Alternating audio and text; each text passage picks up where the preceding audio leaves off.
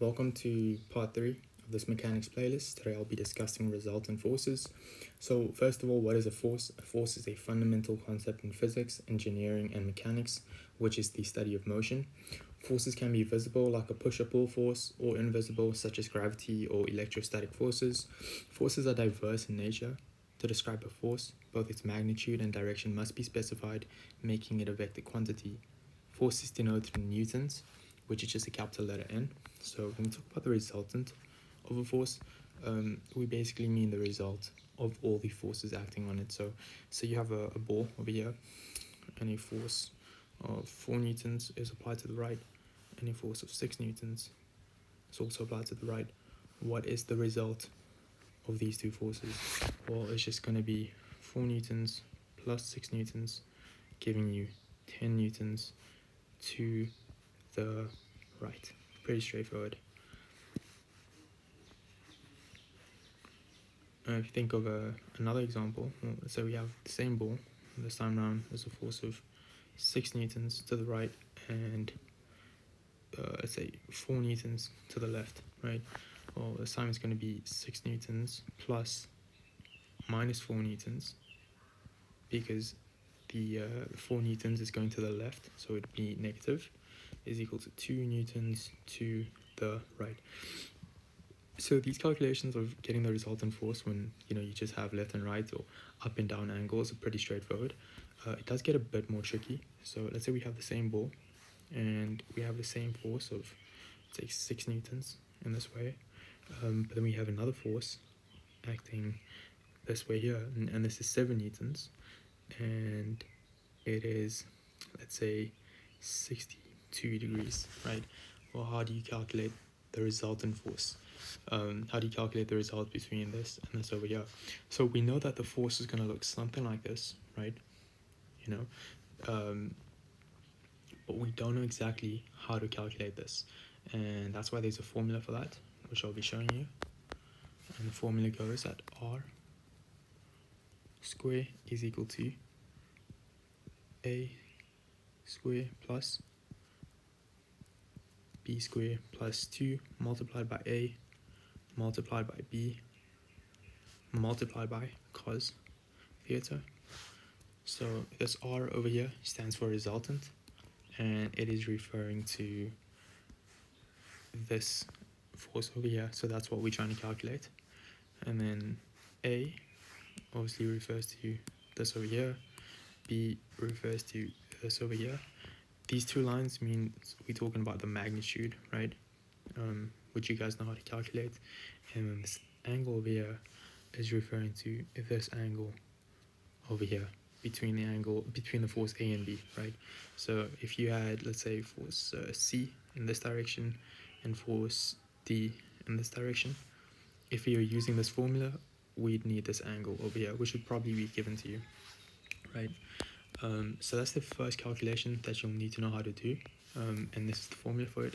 The second calculation is a bit different. So let's say we have a force in this direction and a force in this direction, and we'll call this force X and force Y, and we'll say the angle here is 35 degrees, right?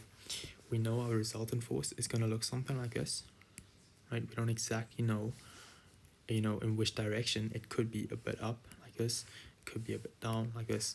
We don't know, right? We know how to get the magnitude of this, we know which is the size, how much, but we don't know how to get the direction. And so there's another formula for that, and this basically gives us the angle between the force X and the resultant force, right?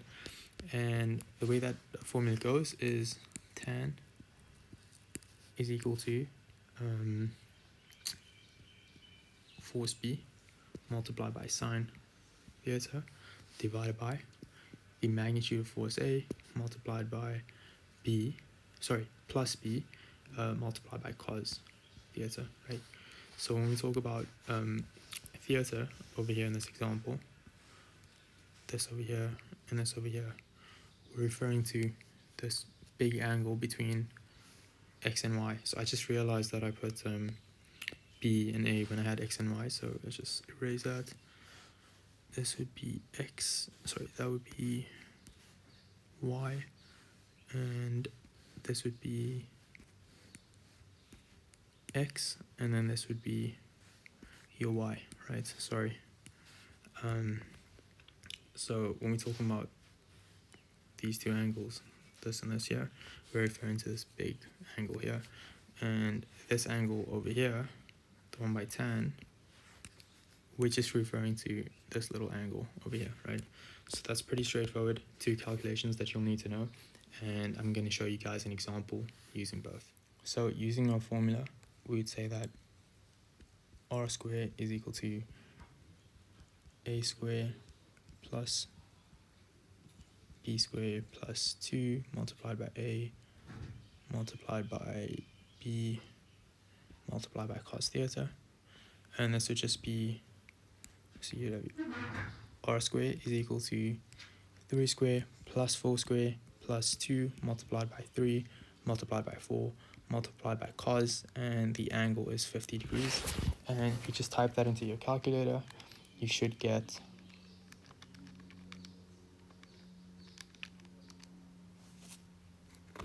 40.426 ...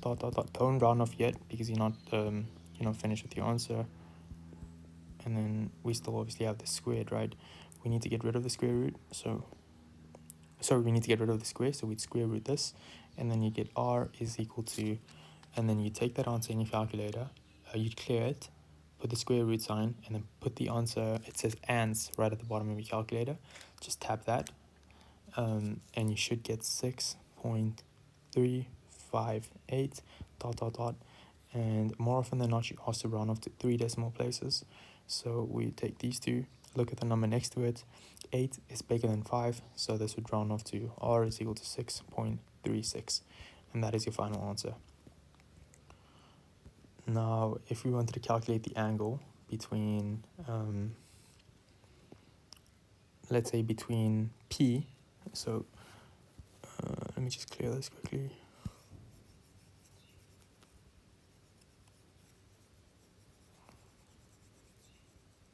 Right, let's say P is like this, and this would be 3 newtons, and let's say Q is here, and let's say 4 newtons, right? And we already have the resultant, which is 6.36, and now you want to calculate the angle between P and the resultant force. What formula would you use? And that's going to be the tan formula that I just showed you guys before. So let's just get rid of this.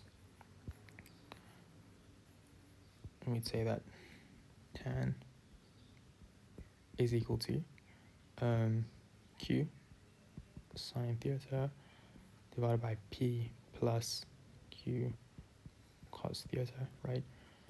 And then we know that our Q is 4, if I'm not mistaken. Yeah. So 4 sine, and we talk about theta, we're talking about the angle between P and Q, right? So we're referring to this angle over here, and we told that that angle is 50 degrees. So 4 sine 50 degrees divided by 3 plus 4 cos 50 degrees again. And you sub that into your calculator, you'd get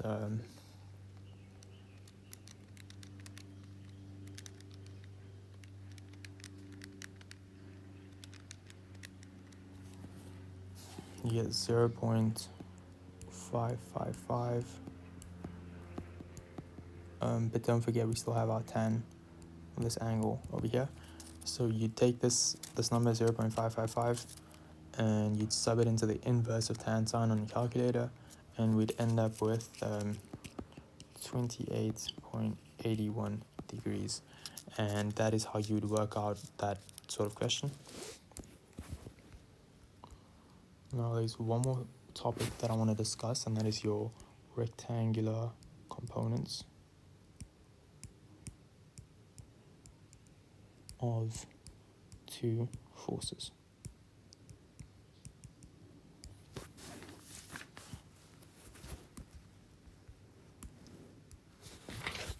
So you have a force of, I don't know, let's say like 74 newtons acting in this direction of here. So we'll have our compass here. This is your north, east, southwest, right? So this is obviously somewhere northeast side, right?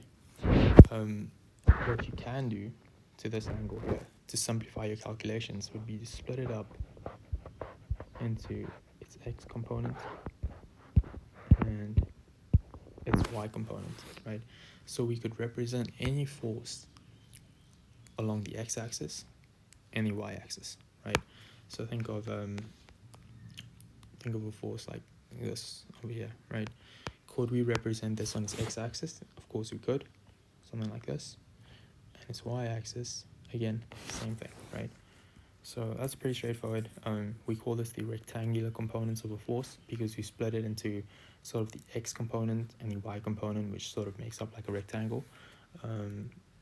So we'd say this force over here is your horizontal force, right? So we'd say F horizontal,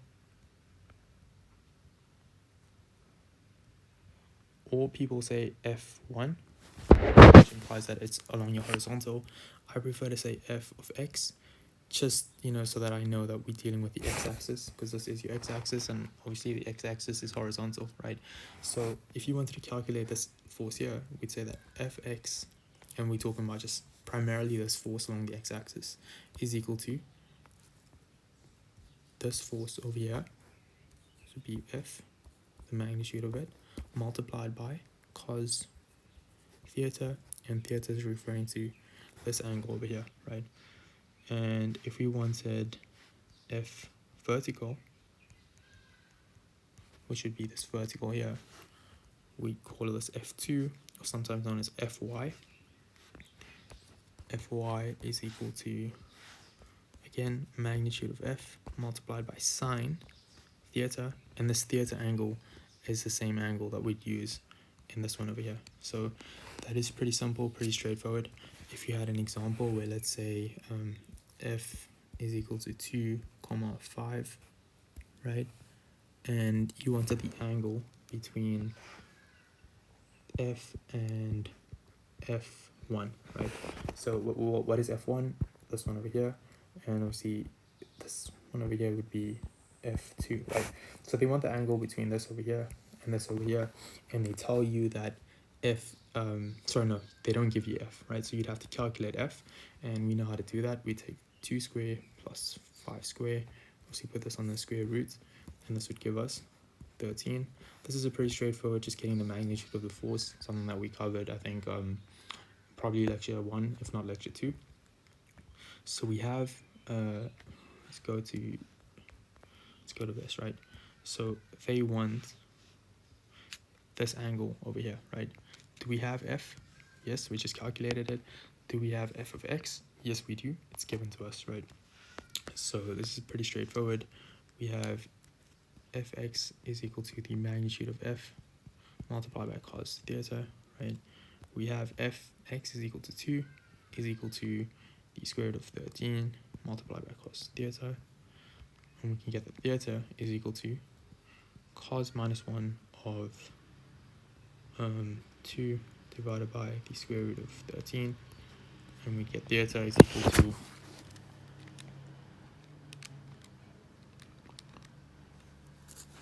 56,